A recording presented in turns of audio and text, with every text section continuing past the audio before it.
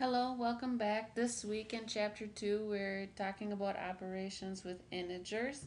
So I want to take a minute to review adding, subtracting, multiplying, and dividing with negative numbers. A quick note about your calculator is that you need to make sure you know the difference between the minus sign and the negative sign. I'm going to spend this whole semester trying to convince you that we can change negative and subtraction. They essentially mean the same thing, but not to your calculator. Your calculator needs to know exactly what you mean, minus or negative. So make sure you keep those straight, or it's going to tell you that you have an error. So in 2.2, we're talking about adding. So let's add some negative numbers. If the signs are the same, then the answer is going to share the same sign. If you're adding two positives, you'll get a positive answer. If you're adding two negatives, you'll get a negative answer. Then we're just going to add the absolute value of the numbers and attach the correct sign. So positive 3 plus positive 7, we know that's going to be positive. And 3 plus 7 is 10. That's easy. Negative 4 plus negative 2, they're both negative, so we know the answer is going to be negative. And then we add the absolute value. That just means 4 plus 2 is 6, so our answer is negative 6. Now if the signs are different, the answer will have the sign of the number with the bigger absolute value, the number that looks bigger. And then we're going to subtract the absolute value of the numbers. So in negative 5 plus 6, 6 has the bigger absolute value and it's positive, so our answer is going to be positive. And then we just subtract the absolute value, meaning what's 6 minus 5? 1. In 4 plus negative 9, the 9 has the bigger absolute value and it's negative, so our answer is going to be negative. And then we subtract 9 minus 4. Well, that's 5. So 4 plus negative 9 is negative 5. If you're adding more than two numbers, group the numbers with the same sign and follow the directions above. So get all your negatives together and all your positives together, and then do what we did above. So let's take the negative 3 and the negative 4. They have the same sign, so they're going to make a negative. And then what's 3 plus 4? 7. And bring that plus 6 down. Now we have a problem with different signs.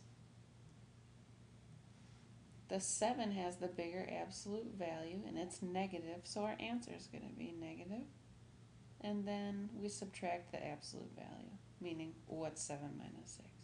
1. So negative 7 plus 6 is negative 1. Now for subtracting negative numbers, I put the punch line at the bottom, but I should have put it at the top. The rule for subtraction is add the opposite. I always do this. I still do this today, no matter what kind of math I'm doing. I always add the opposite. I never subtract a negative. That doesn't even make sense. It comes up, but it doesn't make sense to me, so I always add the opposite. Some people call this karate math, so you can visualize chop, slash, and chop, chop. What we're going to do is turn our minus sign into a plus. That's the chop. And then the slash is adding the negative sign. That was a mouthful. This is what I mean. Our 5 minus 7 becomes chop slash a plus a negative. Then we use our rules for addition. 7 is the bigger absolute value and it's negative, so our answer will be negative. And then 7 minus 5 is 2. 5 minus 7 became 5 plus a negative 7.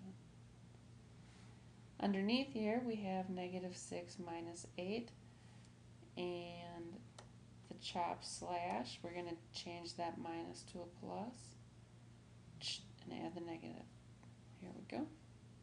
So this became negative 6 plus negative 8, and we follow the rules for addition. They're both negative, so the answer will be negative. And then what's 6 plus 8? 14. Chop chop is when we have a minus a negative. We're going to change them both to plus a positive. Chop, chop. So 6 minus negative 2 becomes 6 plus 2. Well, that's easy. They're both positive. The answer will be positive, and 6 plus 2 is 8. And negative 5 minus negative 3, we have chop, chop. That just became negative 5 plus 3. The 5 has the bigger absolute value, and it's negative, so our answer will be negative. And then 5 minus 3 is 2. For multiplying, we just need to remember that a positive times a positive is positive. 3 times 2 is 6, just like you expected. A negative times a positive is negative. So negative 3 times 2 is negative 6. Positive times a negative is also negative. So 3 times negative 2 is also negative 6. And a negative times a negative is a positive. Negative 3 times negative 2 is positive 6. Okay?